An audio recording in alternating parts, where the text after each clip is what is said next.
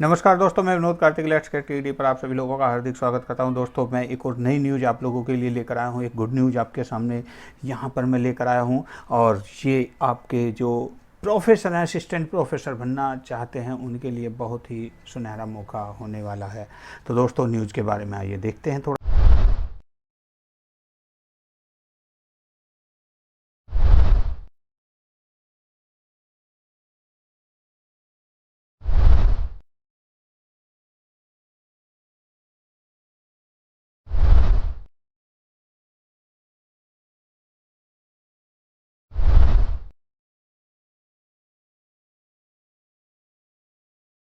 सा assistant professor भर्ती परीक्षा 30 अक्टूबर से, यानी कि जो भर्ती परीक्षा है वो 30 अक्टूबर से होने वाली है और 5 चरणों में होगी लिखित परीक्षा। यूपीएचईएससी ने जारी किया कार्यक्रम।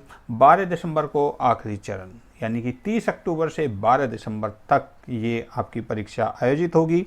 यहाँ इसके बारे में थोड़ा सा और डिटेल से देखते हैं। प्रदेश के अशासकीय महाविद्यालयों में विज्ञापन संख्या 46 के तहत एक विषय भूगर्भ विज्ञान के असिस्टेंट प्रोफेसर के एक पद और विज्ञान संख्या 50 के तहत 47 विषयों में असिस्टेंट प्रोफेसर के 2002 पदों पर भर्ती के लिए लिखित परीक्षा 30 अक्टूबर से आयोजित की जाएगी।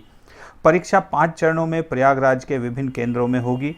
शुक्रवार को उत्तर प्रदेश उच्चतर सेवा आयोग यूपीएचईएससी की सचिव वंदना त्रिपाठी ने परीक्षा का कार्यक्रम जारी कर दिया।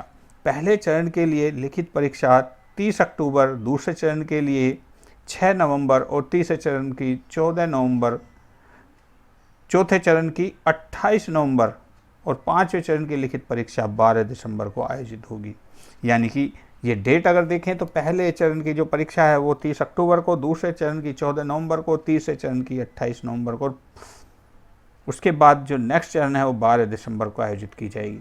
हालांकि अभी विषयवार परीक्षा कार्यक्रम जारी नहीं किया गया है। परीक्षा के लिए अभ्यर्थियों ने ऑनलाइन रजिस्ट्रेशन और इनमें से लगभग 87,000 अभ्यर्थियों ने अपना आवेदन अंतिम रूप से सबमिट कर सके थे इसमें, और वेबसाइट में तकनीकी कमी के कारण बड़ी संख्या में अभ्यर्थी आवेदन की प्रक्रिया पूरी करने से वंचित रह गए थे। इसके कारण आयोग ने 1 जुलाई से आवेदन के लिए अभ्यर्थियों को अतिरिक्त अवसर दिया है। इसकी अंतिम तिथि 8 जुलाई निर्धारित की गई है। अंतिम तिथि तक आवेदकों की संख्या 1 लाख से अधिक होने की संभावना है। केंद्र निर्धारण की प्रक्रिया शुरू होगी। 5 चरणों की परीक्षा प्रयागराज के ही विभिन्न केंद्रों में आयोजित की जाएगी और लिखित परीक्षा के आधार पर सफल अभ्यर्थियों को इंटरव्यू के लिए आमंत्रित किया जाएगा और इसके बाद अंतिम चयन परिणाम जारी किया जाएगा। आयोग के सचिव वंदना त्रिपाठी ने बताया कि सभी चरणों की परीक्षा तिथि इस हिसाब से निर्धारित की गई कि अन्य भर्ती संस्थाओं की परीक्षाएं इससे प्रभावित ना हों, यानी कि प्रभावित ना कर सकें, और इसी वजह से परीक्षा कार्यक्रम थोड़ा सा विस्तार दिया गया है।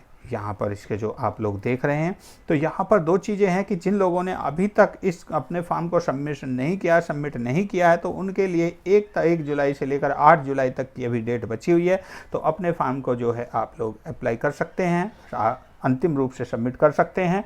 और दूसरा ये है कि इसकी परीक्षा जो होनी है वो आपके लखनऊ में ही होगी, प्रयागराज में ही होगी। ठीक, वहीं पर इसकी और अंतिम तिथि तक आवेदकों की संख्या 1 लाख से ज़्यादा पहुंचने के आसार हैं, क्योंकि इतने लोग अभी वेटिंग में बचे हुए हैं।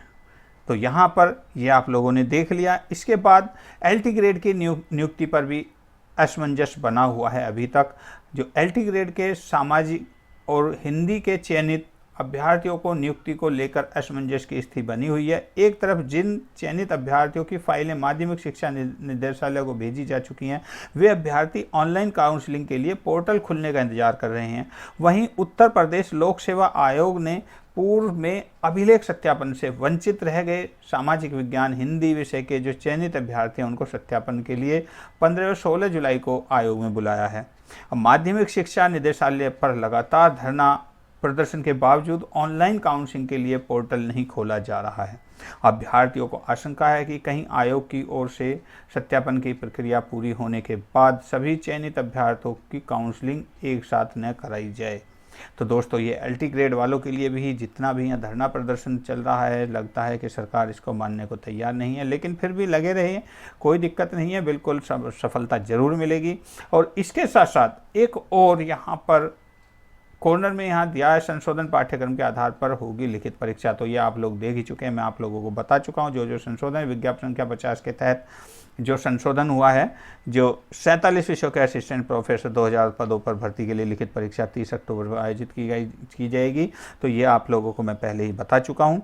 दोस्तों, ये सारी जानकारी मैं आप लोगों के लिए जानकारी के लिए लेकर आता हूँ, ताकि आप लोग अपने समय से फॉर्म भर सकें, अप्लाई कर सकें, और जो भी आने वाली भर्तियाँ हैं आप उनकी जानकारी आप लोगों को मिलेगी, तो आप लोग बिल्कुल अच्छे से अपनी नौकरी प्राप्त कर सकेंगे। तो दोस्तों, उम्मीद करता हूँ कि ये जानकारी आप लोगों को अच्छी लगी होगी, और बिल्कुल बने रहिएगा हमारे साथ लेट्स क्रैक TET पर। एक लेट्स क्रैक TET की अगर मैं बात करूं तो ये एक टेट के एग्ज़ाम कराने का, चाहे आप CTET कर रहे हैं, UP टेट कर रहे हैं, MP टेट कर रहे हैं, या ऑल ओवर इंडिया जो भी आप TET का एग्ज़ाम दे रहे हैं, ये चैनल सभी TET परीक्षाओं के लिए बहुत ही अच्छा है। लेकिन मैं अच्छा नहीं कहूँगा, अच्छा तो आप लोग कहेंगे जब आप लोग इस पर विजिट करेंगे। तो दोस्तों, एक बार विजिट कीजिएगा, देखिएगा इसके टीचर्स को, इसके जो भी आपका कंटेंट है जो आप लोगों को पढ़ाया जा रहा है, और फ्री ऑफ कॉस्ट यहाँ पर हम आप लोगों की तैयारी कराते हैं। तो दोस्तों, उम्मीद करता हूँ कि ये जानकारी आप लोगों को अच्छी लगी होगी। मुलाकात करेंगे एक और नई वीडियो के साथ में, तब तक के लिए नमस्कार, धन्यवाद, जय हिंद, जय भारत।